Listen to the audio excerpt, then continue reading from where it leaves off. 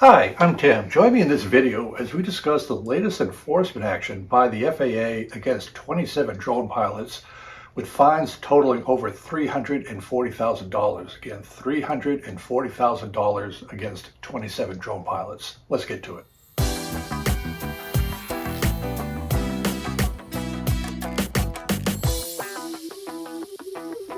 This video is being filmed in August of 2024. This announcement from the FAA on the fines came out on August 23rd, so we're checking my notes on this because I want to make sure I get the numbers right. But directly from the FAA website, the title is the FAA proposed $341,413 on civil penalties against drone operators. Remember, the FAA can only issue civil penalties or take away your certificate. The FAA cannot put you into jail. It doesn't have that authority. There are pilots in jail due to FAA violations, but what will happen is the FAA will refer that to the FBI for criminal prosecution in that case. And so this $341,413 total fines is against 27 pilots, all drone operators. And the FAA issued the fines between October of 2022 and June of 2024. So this went on for a period of time before it was announced. And the FAA goes on to say drone operators who conduct unsafe or unauthorized operations face fines of up to $75,000 per violation. And this was an increase included in the FAA Reauthorization Act of 2024. The FAA is a needed act signed by Congress for money. It's a bipartisan with the Senate and the House. It's normally in 5-year increments for the funding because it's such a big deal. This particular act should have been done in 2023. It was delayed to 2024, but this will be in effect for the next 4 years. And there is a continuing focus on drones and how they impact airspace safety with this increase of $75,000 per violation.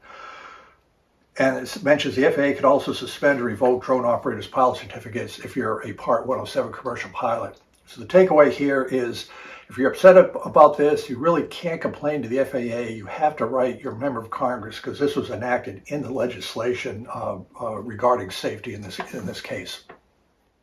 Just a personal comment, I've been flying radio control model aircraft for well over 50 years.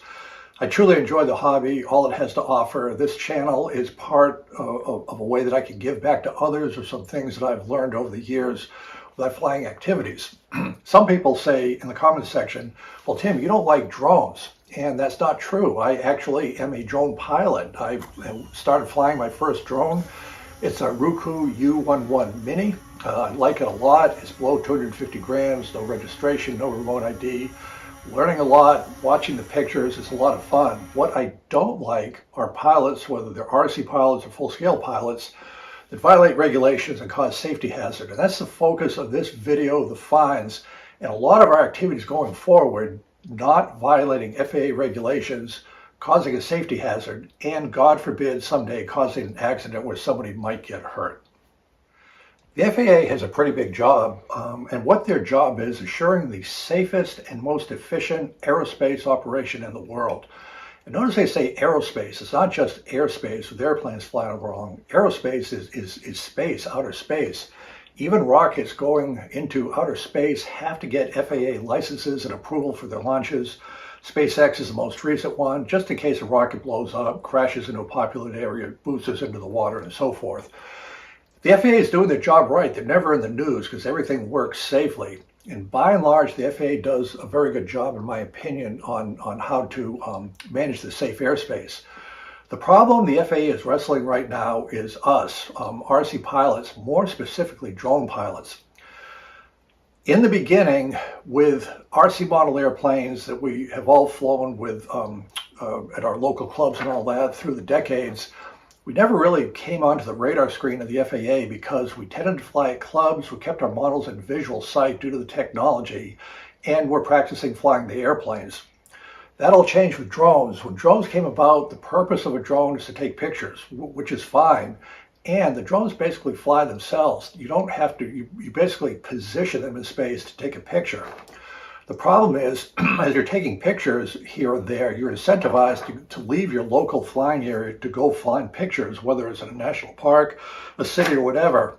And the airspace is so complicated and crowded, it can be very easy to fly into controlled airspace. There's a number of applications before you fly that can help mitigate this problem.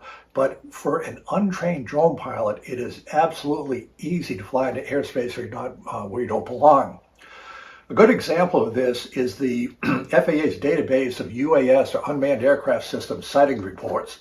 These reports are pilots of full-scale aircraft, could be airliners, private aircraft, that submit a report to the FAA where they saw a drone, or could be an RC model aircraft. 98% of them are drones. That it was enough they wanted to make a report. They put out quarterly. This is an example of the most recent quarter from April to June of 2024. You can see that in the first week of April 2024, there were 32 sightings that were of concern enough where they were submitted to the FAA for concern. Now, the other thing that has come up is the drones and RC aircraft are flying in the National Airspace System was the whole issue of remote ID. There's a ton of videos of remote ID. I'm not going to go into it in detail in this video. Remote ID is a capability on your drone or RC model aircraft where you can identify the aircraft to law enforcement officials on the ground so they can identify who is flying a drone. The final rule went into effect in March of 2024. It's been in effect now about 6 months. This is being filmed in August of 2024. And oh, by the way, drones are the main focus. The way the rule is written, standard remote ID, which is built in at the factory, every drone sold in the U.S. after December 22nd, 2022 had to come with remote ID installed. For these violations, I have no idea what remote ID was involved or not, just for your background information. What I'm leading up to is with the whole remote ID discussion, the FAA was very careful to lump RC fixed-wing pilots, helicopters with drone operators as small uncrafted aircraft system operators.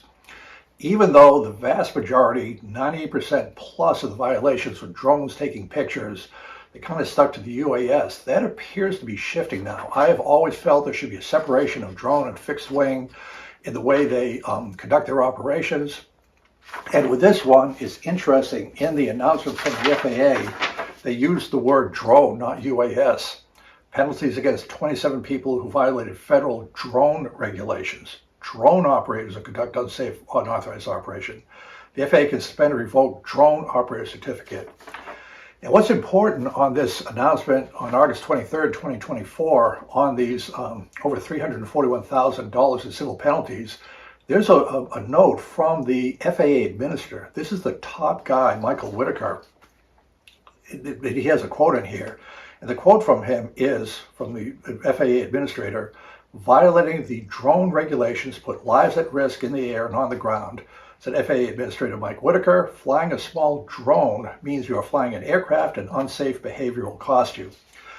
The way the game is played in Washington politics, somebody this senior, the FAA Administrator is a big deal, confirmed by Congress, to put a personal statement like that, identifying by clearly drone operators is important, that this appears to be an issue that's not getting better. The fines are an indication of that. So let's take a quick look at who Michael Whitaker is. Michael Whitaker is the FAA Administrator. He was approved and appointed to his job in October of 2023. This is being filmed in August of 2024. He's not been in the job a year yet. It's a 5-year term. Hopefully he'll be around for the full 5 years.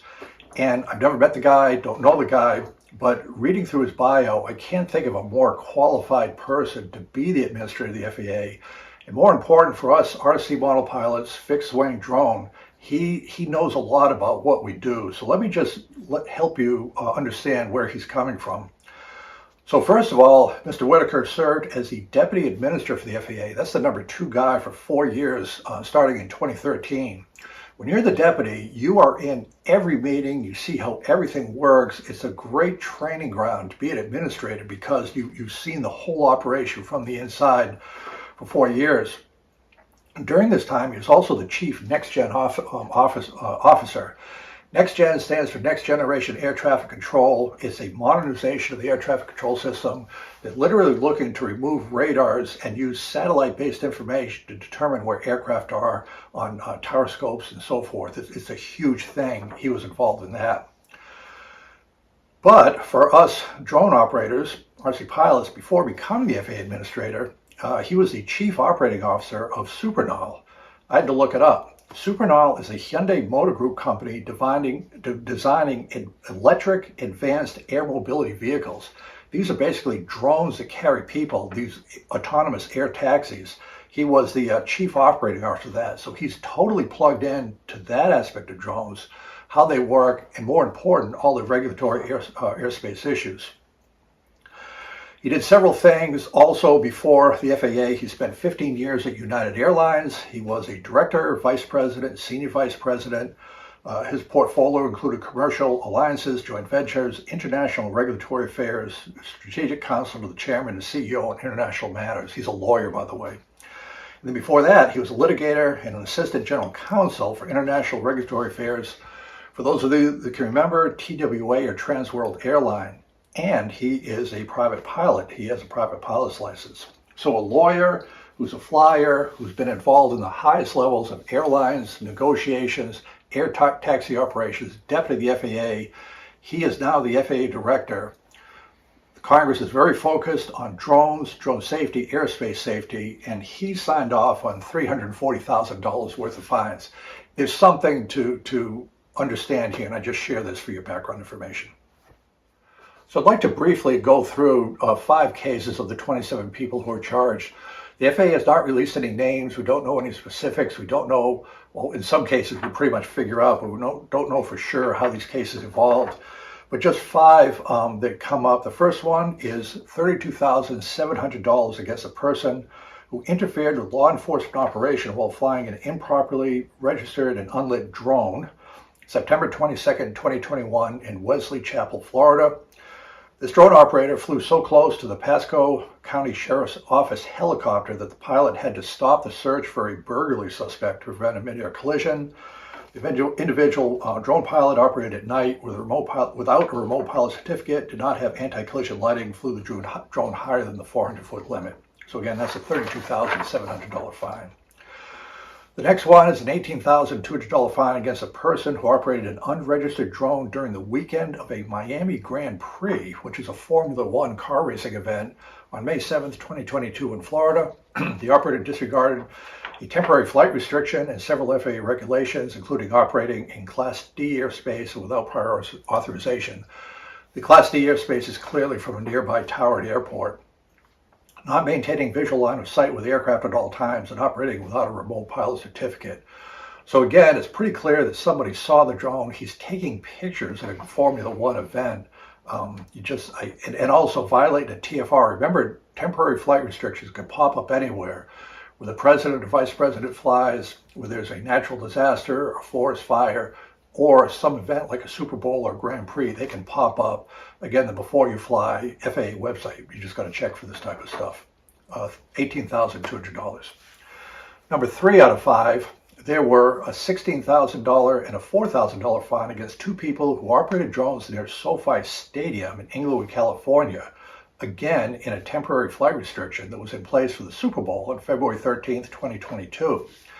The airspace is classified as a national defense airspace. The operators flew in Class B airspace, that's clearly from Los Angeles Airport, without authorization, and neither had a remote pilot certificate. The fourth one, a $7,760 fine against a person who operated an unregistered drone using first-person view inside the Paul Brown Stadium in Cincinnati, Ohio on June 15th, 2022. The operator flew over the crowd during an NFL game at night, did not have a certificate, flew beyond visual range of sight in a temporary flight restriction area without an approved FAA airspace waiver. And of course, if you're flying a drone in an NFL stadium, somebody's probably going to see the drone, I'm guessing. The final one was a $5,000 fine against a person who created a collision hazard while flying a drone close to a helicopter in Little Rock, Arkansas on July 30th, 2022. The drone crashed to the ground after experiencing rotor wash from the helicopter. The drone operator did not have a remote pilot certificate. So again, those were incidents were recorded over a year and a half ago. So it takes some time to go through the system. God knows how many are still in the works that could have future fines. Thank you for joining me in this video. It's just so important that as radar control model airplane pilots, fixed wing drones, we just have to follow the FAA regulations. You can fly in controlled airspace. You just need certain permissions to do that.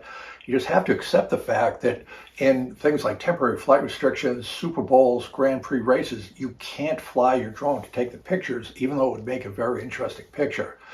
The FAA is focused like a laser beam on safety. Drones are coming up on their priority list of things that they are concerned about. The FAA Administrator is fully qualified running the FAA. He is a lawyer. He is experienced with these matters, and they're putting their actions in place for these quite heavy fines. So just a word to the wise, stay out of controlled airspace, know where you're flying, and enjoy the hobby. Thank you.